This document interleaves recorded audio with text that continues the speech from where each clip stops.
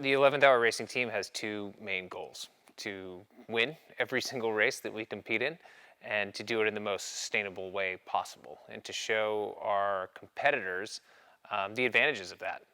And 11th Hour Racing sponsors us because of the visibility of our sport, our ability to be ambassadors, and to spread the messages of sustainability and ocean health everywhere we go.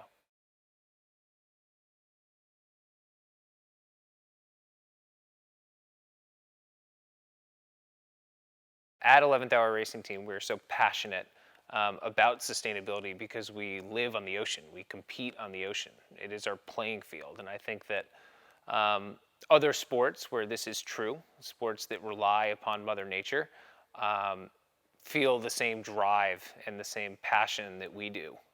Sports like surfing, skiing, snowboarding, anything that relies on the elements, really, are taking up these same initiatives, and we're all learning from each other, and we're all in it together.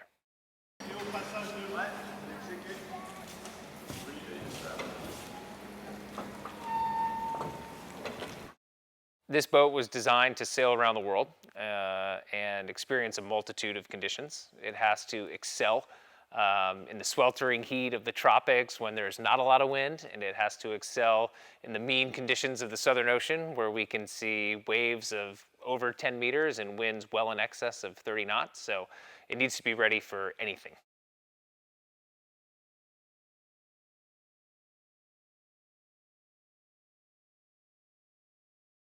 My role as the build manager within the sustainability framework is to try and find every opportunity we can that's not a major structural component to use the products. So whether that's parts for the boat that don't actually sail, that are made out of composites, or whether that's parts inside the boat like battery boxes or seats, or a whole range of things that we've done. We're up to 60 or 70 kilos of sustainable and alternative material now in the boat.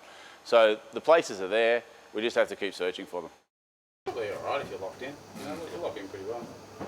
You're gonna need something for your feet. It's pretty awkward there. So the door hinges back into here. So Is your foot below the bottom of the door? yeah.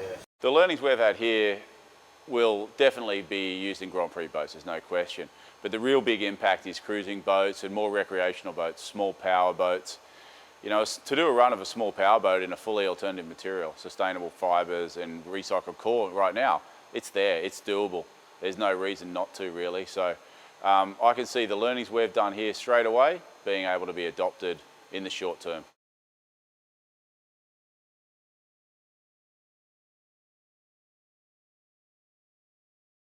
Well, the 11th Hour legacy, hopefully the boat's still going strong and winning races. That's the definition of sustainability to me, a boat that lasts and performs in the racing world. That's fantastic.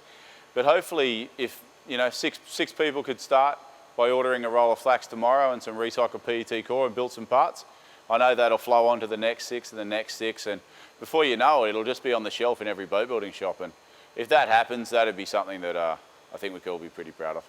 This doesn't help, but it's good they made the rule at 180 degrees as well. Otherwise, if a catamaran, you are fighting. With time, you get used to it a little bit, but it's still very beautiful when you see the hull going out of the plug, and it's such a beautiful big object where they spend tens of thousands of hours to build. So it is very emotional all the time.